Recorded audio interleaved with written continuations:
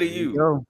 And these There last we two go. teams, I started There we go. off, out talked. Y'all gonna start this off. This is y'all team. Y'all do y'all thing.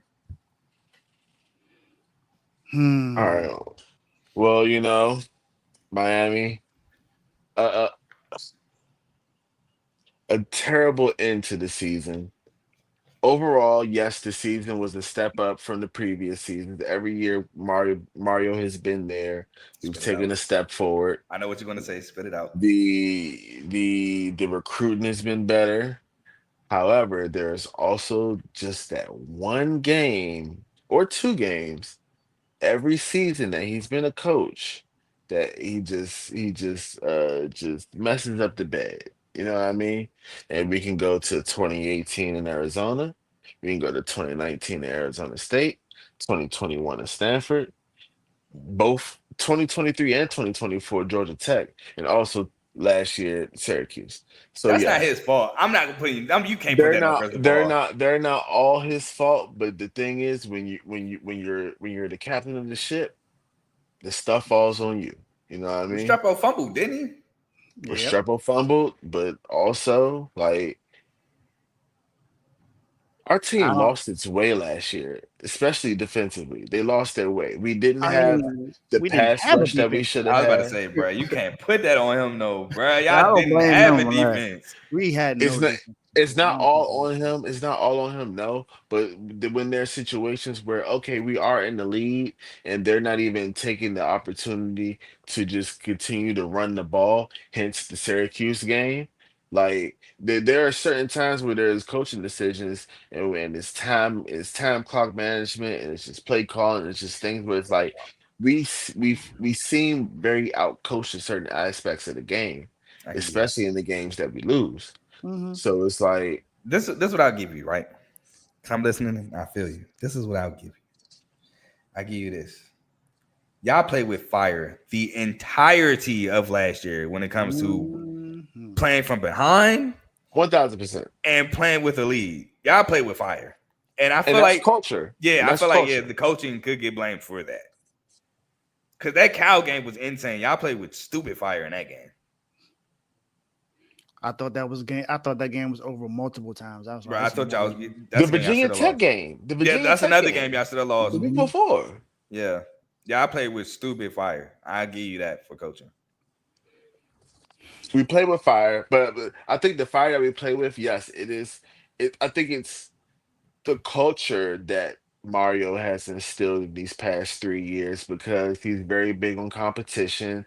He's one of those guys from the Alabama coaching tree, and they run their practices a certain way. They run their teams a certain way, and it's competitiveness is the standard, and it's always going to be the standard, which I appreciate one thousand And he percent. played on them Miami teams that had them competitive practices as well. Exactly, and yeah, and he's a Miami guy, which is probably the most important thing, and that's the thing that has led our program to kind of be turned around these last few years, or rather these last three coaching cycles from Mark Richt to Manny Diaz now to Mario. Mario.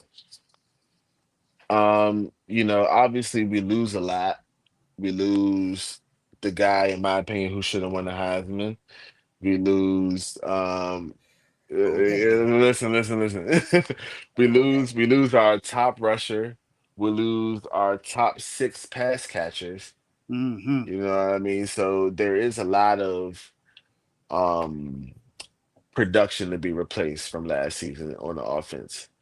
However, I am confident in the fact that we do have Kevin Beard, who is a great wide receiver coach, and he can teach these guys like freshman Malachi Tony, who's coming in, and he was a utility guy in high school, and he basically kind of led his team to the state championship after their quarterback went down. So he's an athlete. It's just a sense of him learning the wide receiver position. And I think that that counts for all the other guys that's coming in. CJ Daniels coming from LSU, coming off a foot injury. He's a big guy who can kind of be similar to Isaiah Horton the way that he played last year. We bring in I'm blanking on the guy's name from Keelan Marion yes, from from BYU, BYU. who Mm-hmm. can also Speedster. return. Yeah, a speedster, like exactly. We bring back Wesley Bassant at linebacker. We bring back Ruben Bain at DN. So we do have experience and leadership because these are guys that Manny recruited from freshmen to now they're upperclassmen and the guys who have the keys to the vehicle. You know what I mean? I think that and bringing in our new DC, whose name is escaping me right For now. sure What is needed his that. I'm not name? gonna lie. Y'all Corey definitely Heatherman. Yeah, we needed that for sure. And Corey Heatherman, he runs a 4-2-5, which is inherently an aggressive scheme. cemented I- defense. Yeah, this is kind of yeah, where football is going these days. for sure. I mean, it kind of has to at this point, like offenses are so versatile and stuff is so spread out. It's Yeah. like, you need that. You need that versatility in the defensive Can I ask you a backfield. question? Yeah. How's it felt if you brought over a 3-3-5? You know, I asked this question for a reason. I wouldn't like it. I I know. wouldn't I like it. I wouldn't like it. Specifically just because it feels like there's no rush with those kind of defenses, you know what I mean? And we need a pass rush. We want like we're in South Florida. We're in the place where a lot of great pass rushes come from. So it's like, why would you adopt a defense that doesn't take advantage of what's in your know. backyard? Nah, You know I what know. I I just mean? had to mess with you on that one. Yeah, you're such a troll. But but I'm getting long with it. I'll let Dave go, man. Tell us Man, about the Canes, man. I kind of want to talk about all the guys that we got in. That's what I want, and the new DC, because I like his attitude. His attitude towards defense, I think, is going to help carry, along with the culture that we need to have in Miami. Because the way that he acts as a defensive coordinator is something that Miami needs. It feels like Miami when you have a defensive coordinator like that in the house. Hmm. So I feel like that's going to help out. I mean, last year Minnesota ranked 11th overall in the country in defense. So I think that's going to help us tremendously from how bad and how putrid our defense was last year. I think it's going to improve us this year, with all the guys that we came in. And I wanted to talk about the weapons that we lost. I know we lost a lot of weapons, but we gained some weapons too. CJ Daniels from LSU transferred he came from LSU. We got to think about JoJo Traders, another wide receiver that we got. That's going to be playing this year. It was another wide receiver name that I'm blanking on around Malachi Keelan Tony. Marion. But that's not a Keelan transfer though. Marion. That's a Yeah, No. yeah. I'm bringing up all yeah. I recruits and got you. transfers. I'm bringing up all of them. I got you. So Malachi Tony, another receiver that we got that came in this year, and the other one is Joshua Moore, 6'4", wide Hmm. receiver. That's that. Hmm. He's that. Freshman. I'm not saying that he is this type of player because I haven't seen him play yet, but he's like the size is like a Reggie Wayne, Andre Johnson. It's going back to those Miami days to where we got those big wide receivers, and that's the start right there. Because last year we tried to go and get Jeremiah Smith. Of course, we failed because he went to Ohio State. I'm not mad at him going to Ohio State. It's Ohio State. Got a They got the natty. best wide receiver coach in the country. So Shout I'm out not. Coach Hartline. Brian Harline. Yeah, he just. You go to Brian Hartline, you're guaranteed success in the NFL. Bro, can So I side note real quick? It's insane. Ohio State is lucky that Brian Hartline doesn't, I guess, want Go a head somewhere coaching else. job or something Yeah, like that because for sure. it's crazy to me. Like he doesn't leave and try to maybe he's just cool where he had been a receivers coach. But go ahead. maybe he is, but I like the weapons that we got in to replace what we lost. I know we lost guys like Isaiah Horton, who I really liked last year. I know we lost some guys last year, but I feel like we replaced enough to be able to be okay in the wide receiver position. We still got our running back Mark Fletcher Jr., so I think we're good there. The biggest question, of course, on offense is quarterback with Carson Beck. But I don't think he's going to be terrible. I don't think he has to do as much as what Cam Ward had did last year either, because Cam Ward had to carry the team pretty much last year because the defense was just horrible. I think our defense is going to prove a whole lot more this year. Like I said, if we can get to top 20, top 15, I'll be extremely happy. I don't think we get there the first year, but I think we can get to at least 30, 35 at least. And I think that's going to improve our defense a whole lot. So I like the direction Miami's going in, having a new DC just like that and getting all the defensive guys that we had to come in. We had the transfers that we got in from Louisiana Tech. We got a guy Keontae Scott from Houston, um, Jacoby Thomas from Tennessee. We got Xavier Lucas from Wisconsin. So we I got some like that guys. one a lot. Ethan O'Connor from Washington State. Emmanuel Carnley from Arizona. So we got some defensive guys to come in and help out. And another guy, Zachariah Poyser from Jack State. I think our defense is going to improve a whole lot this year because of the guys that we brought in. And most of these guys, if you look at his defensive scheme, they fit his scheme. So I think this is going to work out. Yeah. So one guy I'm surprised nobody talked about is Muhammad Toure. Coming off an ACL last year, Rutgers, but the year prior at Rutgers, a beast. 92 total tackles, 44 solos, 4.5 sacks, two pass I like breakups, a him. pick, and a forced fumble. That's I an like him. Also, huge a guy pickup. who's played with Corey Heatherman already, Yeah, Mm-hmm. so so that he was a huge knows how pickup for he wants y'all. to play for sure, 1,000%. Um, so I'll say this: y'all covered a lot. I don't want to like backtrack a little bit. Ruben Bain and Wesley Bassane is for sure huge returners. I thought what you call it left. I mean, stayed. He actually left. Simeon Barrow. He's on the Falcons. I forgot. I said Yeah. that backstage. He's back. He's not back. He's gone. Tyler Barron, a guy that was pretty good for y'all. 5.5 sacks. He's now on the Jets. Huge loss, but it's a biggie back over y'all. Y'all do have two good receivers. Now, again, freshman Malachi Tony, don't know how he's going to be. So he's projected to be good from what I'm hearing from y'all. But I do love the CJ Daniels pickup. I think he kind of got lost in the shuffle at LSU. And again, he was coming off a foot injury. But with Kaden Salter at Liberty, he was unstoppable. And he's a guy who's not extremely fast, but he could stretch the field. So I would love to see that mixed with the speedster Keelan Marion. I don't think your biggest question is Carson Beck. I think he's your second biggest question. Your biggest question is your defense, just No, I'm talking about, because. I said on offense. Okay, Secondary cool, specifically. cool. Okay, offensively for sure, Carson Beck is your biggest question mark. One I don't thousand even know percent. if that's the biggest question mark, to be What you gonna honest. say? The O line? No, no, absolutely not. I think I'm it not worried about the is I was about the to O-line. say wide I didn't. receiver group. I think it's the wide receiver I group, to think be Carson honest. Beck's more of a question mark than your receiver group, to be honest, Yeah, I think on so too. offense. I don't think Carson Beck is the biggest question mark, just because I anticipate the offense being, not that it wasn't balanced last year, because I want to say we ran the ball at least over 50% of the time, but I'm not looking for Carson Beck to do, I don't think anybody on that team is looking for Carson Beck to beat Cam Ward. No, You know what Heck I no. not even mean? It close. would be tripping if they And think he's going to do yeah, that. and I think our running back room is underrated in the sense I would of agree. national National, spotlight. yeah, I Like would agree. we bring back Mark Fletcher Jr., we bring back Noah Lyle, who's a very good running back, and then we get that transfer from North Dakota State. His name escapes me right now, Oh, but he played he with is a Cam Miller stud. and them. I forgot his name too, though. Yes, he's a stud. He's a stud, and that he's a great addition to that room. So I forgot his name. when we have the offensive line that we have, when we have the Yeah, I leadership don't. from that You talking about line. Shamar Brown? No, I Charmar don't, Brown Hold on, wait. is Let that him? I me. don't think so. I gotta look. from North Dakota State? Yeah, Yeah, No, they gotta his be. last Charmar name is Brown. Brown. Yeah, it is Yeah, Brown. it Yeah. gotta be him. But yeah, he played with Cam Miller and them. Yeah, so you bring him in, you have the offensive line that's experienced, that's we already know is talented, and we already know that their floor is a lot better than a lot of other teams. You know what I mean?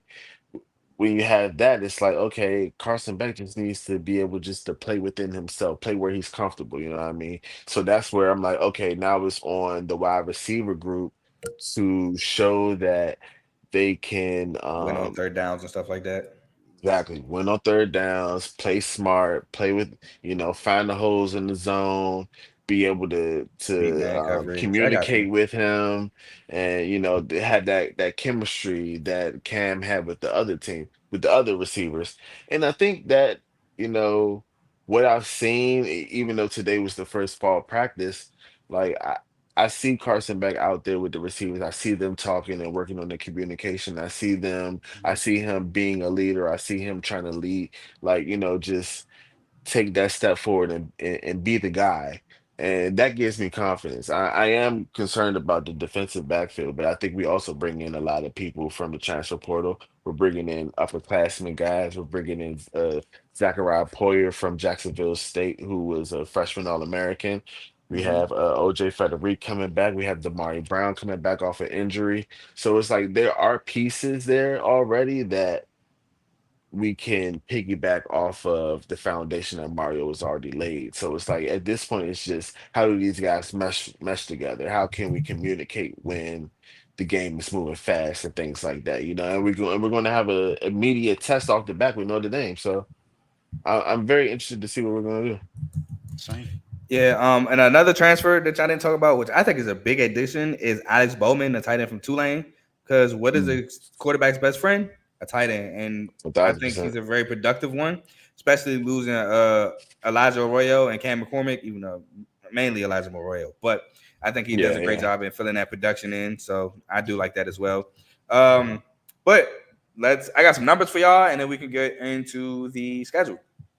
So last year, Miami was first in total offense, 27th in total defense, which is shocking. Third in passing, 31st in rushing, first in scoring offense, 57th in passing defense, tied 19th in rushing defense, and 70th in scoring defense.